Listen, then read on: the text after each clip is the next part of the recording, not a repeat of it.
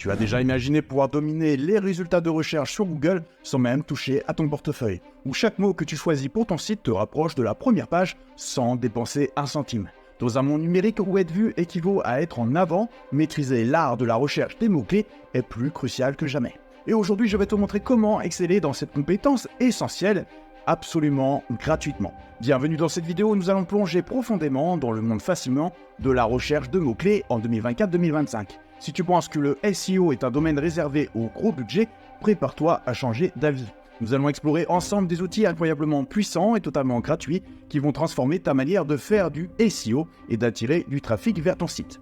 Nous allons décrypter les méthodes et les stratégies qui te permettront de dénicher les mots-clés les plus pertinents, ceux qui captent l'attention de ton public cible et te propulsent en haut des classements de recherche. Je te guiderai à travers chaque étape de la compréhension du processus de la recherche de mots-clés à l'application pratique des outils gratuits qui rivalisent vraiment avec les solutions payantes. Es-tu prêt à débloquer le potentiel de ton contenu?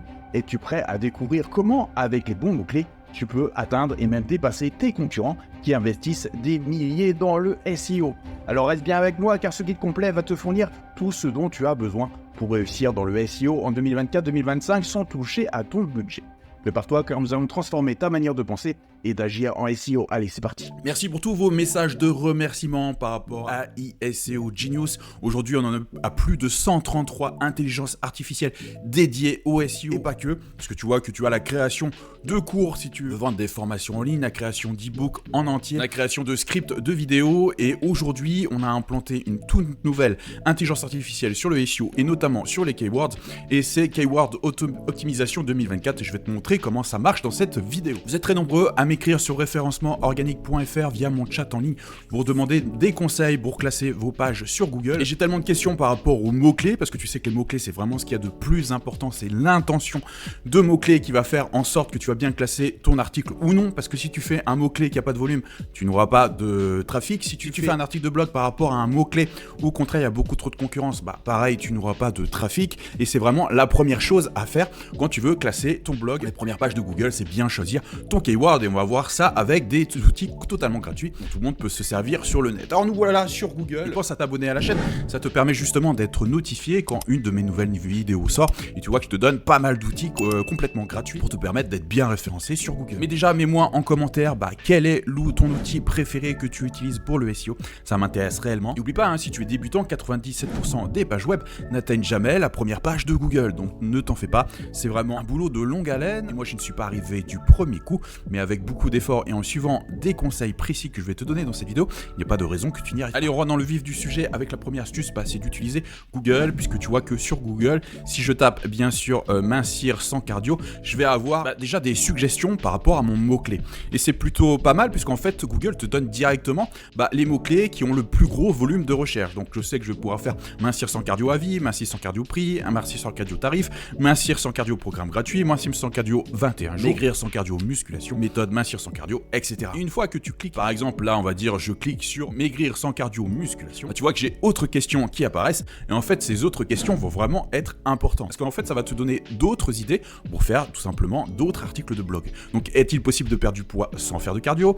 Qu'est-ce qui fait le plus maigrir, le cardio ou la musculation? Pourquoi faire du cardio quand on fait de la muscu? Et est-ce que la musculation fait perdre de la graisse? Et ce qu'il faut savoir, c'est que là Google t'a résumé les questions que les internautes se posent le plus. Donc tu vois, quand vraiment 2 clics, j'arrive à avoir déjà énormément de contenu si aujourd'hui tu ne sais pas quoi faire comme article de blog. Mais après ce qui est intéressant de savoir, c'est est-ce que tu peux te positionner sur ces par rapport à ton domaine authority, par rapport à la concurrence, par rapport à ces mots-clés de fort trafic. La troisième astuce que je voulais te montrer, c'est vraiment de regarder ce que fait ta concurrence, c'est-à-dire de regarder les blogs concurrents et de voir un petit peu où ils arrivent à se classer. Alors, ce qui est pas mal, c'est que sur Google, en fait, tu peux savoir directement en tapant site de points. Tu vois que là, j'ai déjà fait des tests, donc tu tapes l'adresse exacte du blog de ton concurrent et tu cliques après, tu laisses un espace et après tu tapes le mot-clé sur lequel il se classe.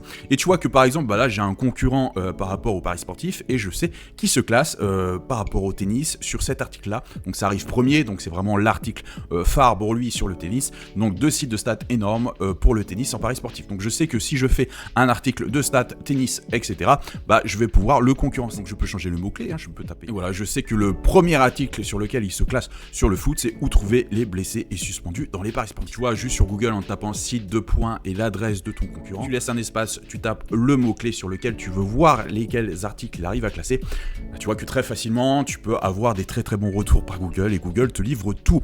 Donc ça, c'est vraiment un outil hyper génial et n'hésite pas à l'utiliser parce que c'est vrai que ça change la donne. Donc voilà, tu n'as plus vraiment d'excuses pour ne pas savoir quoi écrire vis-à-vis de ton blog. Il te suffit de copier tes concurrents. La quatrième astuce, c'est que tu peux avoir des données très précises que Google peut te livrer. Donc même chose, on reste dans le même domaine et tu vois que là, j'ai un concurrent qui s'appelle steiner-sport.fr.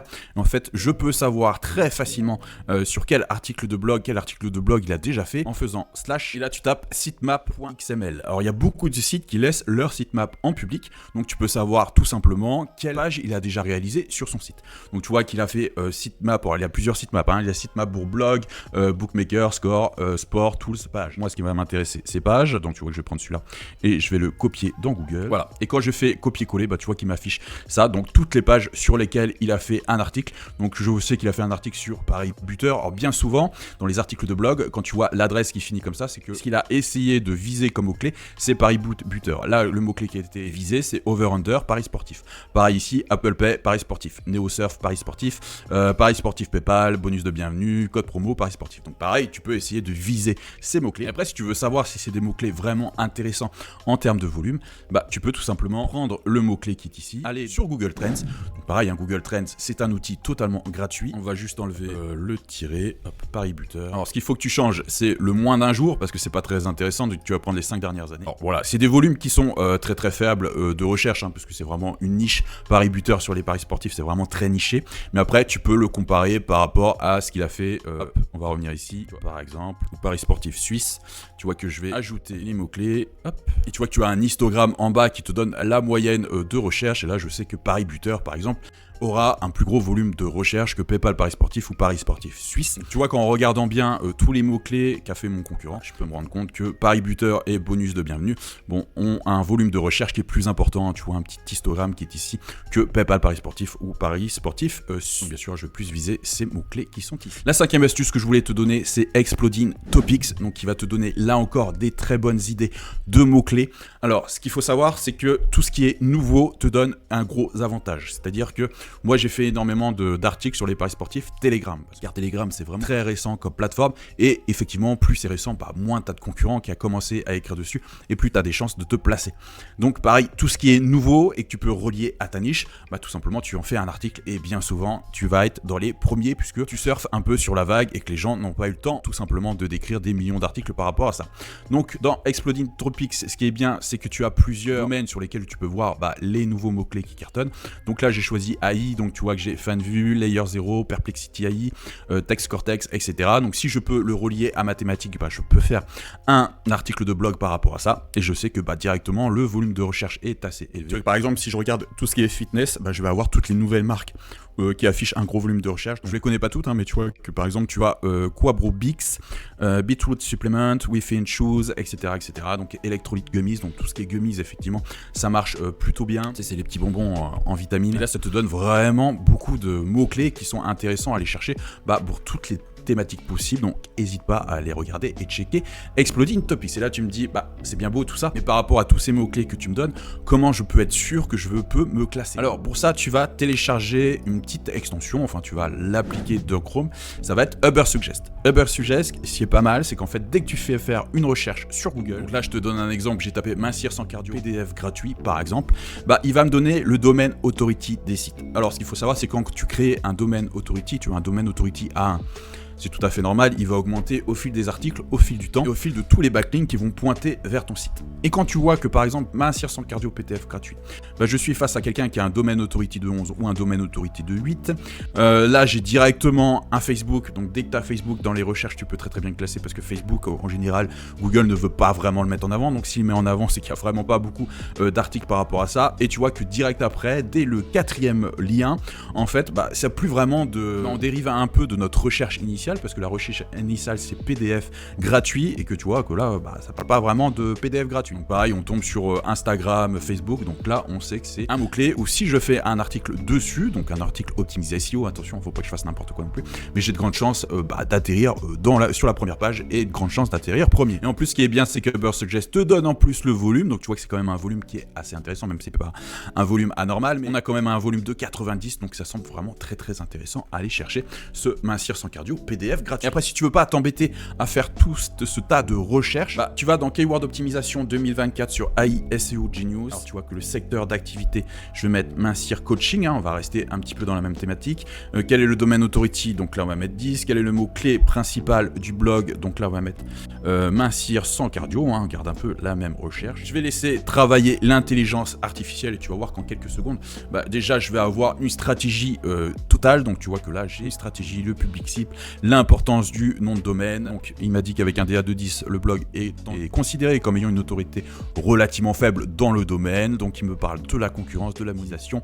Ensuite il va me rechercher toutes les tendances par rapport à Mincir sans cardio. Donc là il me parle des technologies et applications mobiles, personnalisation et data driven, coaching holistique qui marche plutôt fort en ce moment, la communauté en ligne et le focus sur la durabilité et l'éthique. Et ensuite il va rassembler toutes ces données, donc c'est-à-dire son étude de marché plus les grandes tendances, et il me sort les mots-clés de longue traîne d'où je peux me placer avec mon domaine authority. Donc tu vois que pour chacune des tendances, il me donne 3 idées d'articles avec des mots-clés de longue traîne. Je n'ai même plus besoin de faire tout ce tas de recherches que je viens de réaliser.